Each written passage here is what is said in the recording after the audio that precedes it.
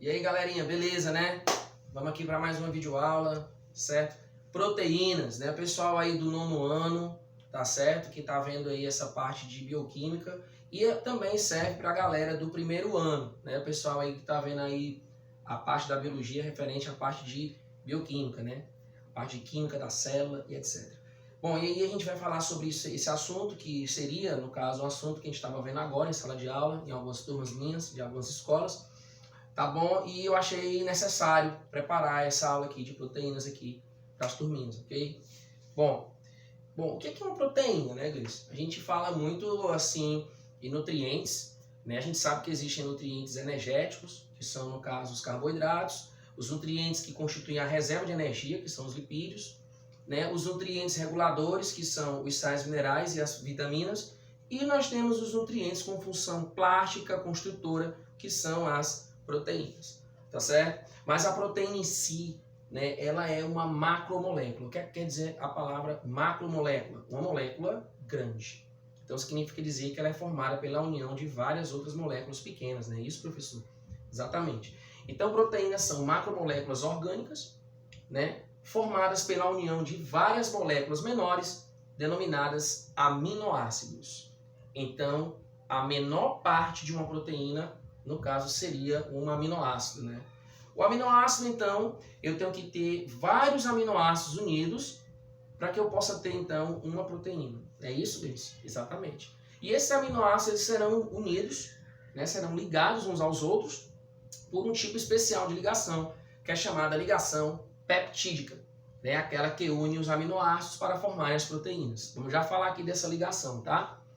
Bom, as proteínas participam de diversas estruturas do corpo dos seres vivos, né? Realizando assim um grande número de funções. Realmente, as proteínas a gente fala que elas são nutrientes com função plástica, construtora, mas na realidade nós temos aqui proteína com infinitas funções, tá certo? Inclusive, a proteína ela pode até, certo, ter uma função energética na falta de carboidratos, certo? Isso a gente vai falar daqui a pouquinho.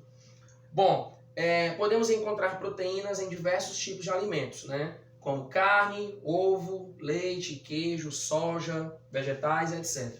Né? Alimentação que você já conhece, você já vem estudando aí desde o 8º ano e sabe, né, em que tipo de alimento a gente pode encontrar proteínas, tá certo? Aqui é mostrando alguns alimentos, né, que são ricos em proteínas, principalmente o peixe, o ovo, né, carne. E aqui é mostrando a forma estrutural de um aminoácido que eu vou ampliar agora para vocês no próximo slide, ok? Vamos lá. Estrutura do aminoácido. São moléculas, né? Todos os aminoácidos, aliás, em suas moléculas, desculpa, todos os aminoácidos apresentam um grupo amina, certo? E um grupo ácido carboxílico. Na química orgânica, a gente conhece dois grupos aqui, são dois grupos funcionais. Um deles, NH2, que é o grupo amina, e o outro, COOH, que é o grupo ácido carboxílico. Deus, me mostra como é que esses dois grupos estão ligados aqui para formar um aminoácido, né? Então, o aminoácido eu tenho aqui, tá? O carbono, que é o carbono central, que é o carbono, e você sabe que o carbono ele apresenta 4 ligações. O carbono ele é tetravalente. Então, uma das ligações do carbono está sendo ligada com todo esse grupo aqui, que é o chamado grupo amina. O grupo amina, ele é NH2, tá certo? E a outra ligação do carbono com esse grupo funcional completo aqui, que é o COOH, né? COOH, que eu tenho aqui o grupo ácido carboxílico, tá? O outro carbono, desculpa, a outra ligação do carbono, eu vou completar com o hidrogênio e a outra ligação será o radical, onde nós vamos dar continuidade aqui à cadeia carbônica desse aminoácido, ok? Bom, existem 20 tipos de aminoácidos que podem participar da formação de proteínas, então existem 20 no total. Agora, a disposição desses aminoácidos, elas podem vir em diversas formas possíveis, né? O aminoácido 1 ligado com 2, com 3, com 4, reticências, aminoácido 20, eu tenho, portanto, uma proteína, ok? Ah, mas eu posso começar outra proteína sendo aminoácido 1, aminoácido 2, aminoácido 20, aminoácido 19, reticências, aminoácido 5, por exemplo. Então, tem os 20 aminoácidos ligados, mas eles estão colocados em forma diferente. Tá? Não estão seguindo a sequência. Eu tenho outra proteína. Né? E quando eu tenho uma ligação entre dois aminoácidos, né, eu posso dizer que eu tenho um dipeptídeo. Se eu tiver 3 aminoácidos ligados, eu tenho um tripeptídeo. E se eu tiver 4 ou mais aminoácidos ligados, eu tenho um polipeptídeo. Interessante, né, a gente saber disso também. Tá ok? Vamos para frente. Aqui é mostrando exatamente a ligação peptídica de uma proteína. Tá certo? Desculpa, de um aminoácido. Eu tenho aqui o grupo funcional ácido carboxílico, né, sendo ligado com o grupo amina do aminoácido seguinte. Então, Gleison, a ligação peptídica ela ocorre exatamente aqui, né, entre o grupo ácido de um aminoácido com o grupo amina do outro aminoácido. Né? O grupo ácido desse aminoácido vai se ligar já com o grupo amina do outro aminoácido e assim sucessivamente, como mostra aqui, essa cadeia aqui, ó, né, polipeptídica, né? Eu tenho aqui então, ó, ele está mostrando aqui exatamente a ligação peptídica que ocorre entre o grupo ácido desse aminoácido com o grupo amina desse aminoácido. O grupo ácido desse aminoácido com o grupo amina desse outro aminoácido e assim vai. E aqui mostrando como ficaria, né, a fórmula estrutural dessa proteína toda. Tá ok? Funções das proteínas. Como eu falei na primeira parte aqui, existem diversas funções, tá certo? Bom, nós temos proteínas aqui com função plástica, né? Essa proteína é conhecida como colágeno. O pessoal que usa aí o colágeno, né, nas máscaras de dormir para rejuvenescer, né? Então, essa proteína, Gleison, é uma proteína importante porque ela é uma proteína com função plástica, né? Exatamente. Proteína com função hormonal, a insulina. A gente sabe que a insulina, ela na realidade é um hormônio, é uma proteína hormonal, né? E ela é produzida lá no pâncreas, certo? E ela tem uma função que é controlar a taxa de açúcar no sangue, né, pessoal? Proteína com função de transporte, a hemoglobina. A hemoglobina é uma proteína que vai se combinar com o oxigênio que nós inspiramos e sai levando aí, depois que ocorre a troca gasosa, a hematose, sai levando oxigênio para as nossas células, né? Então a hemoglobina ela realiza essa função de transporte. Proteínas com função de defesa, os anticorpos. Né? Nós sabemos que os anticorpos eles são produzidos, né? O próprio corpo ele produz anticorpos para que a pessoa possa, né, evitar doenças. Né? Proteína com função nutritiva, a albumina, encontrada no ovo. Né? Então existem algumas proteínas que têm a função alimentícia ou nutritiva, né? Como o caso dela aqui. Função catalisadora, as enzimas, que será numa aula posterior que eu vou fazer depois dessa, uma aula somente de enzimas, tá? As enzimas são proteínas especiais que aceleram as reações químicas que ocorrem no organismo. Então, são proteínas que são produzidas, né, para cada situação, ok? E ainda proteínas com função de contração dos músculos, né?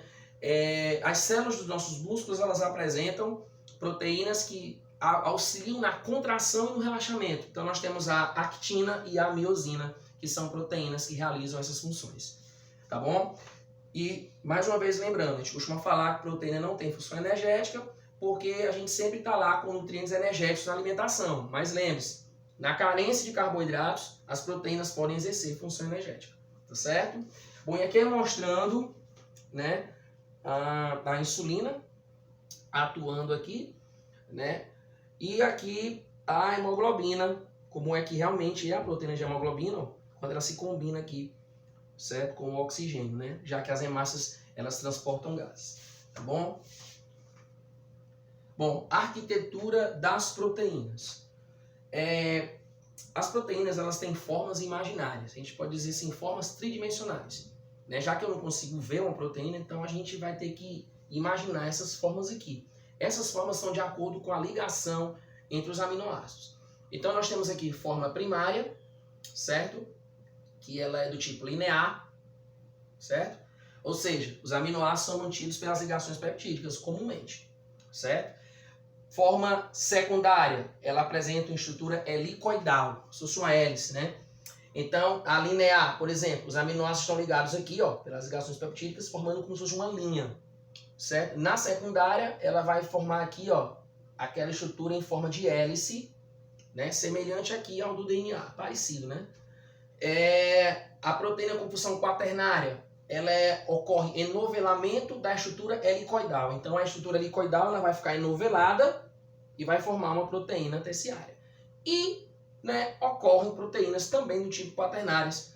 Elas podem apresentar essa arquitetura quaternária quando ocorrer a agregação de 2 ou mais cadeias polipeptídicas enoveladas. Então, eu tenho aqui uma maior bagunça aqui, né? É um caso aqui de proteína de estrutura quaternária, tá certo? Mas por que é importante a gente observar isso? Porque eu vou falar agora de desnaturação proteica, né? Desnaturação das proteínas. O que é que vai acontecer aqui?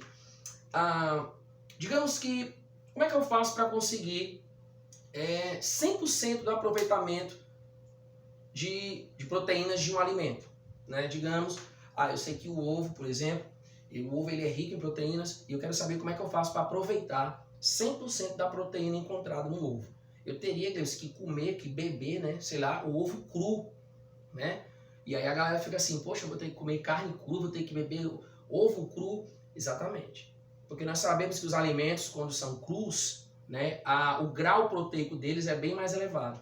E aí ocorrem aqui alterações na estrutura espacial de uma proteína, né? Essas alterações que vão atuar na estrutura da proteína vai ter o nome de desnaturação. Então, quando a proteína ocorre, quando ocorre desnaturação proteica, é porque houve aí, né, a quebra, né, das ligações, ou seja, ela foi alterada e aí ela saiu de uma forma mais complexa e passou para uma forma mais simples. O que houve aí, né, uma perda de aproveitamento, tá certo?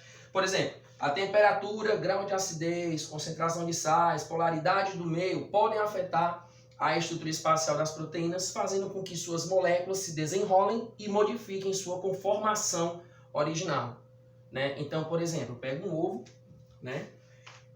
Mal peguei o ovo e bati com a colher para quebrar, para botar na frigideira, por exemplo, eu já alterei aí a configuração espacial da possível proteína encontrada no ovo.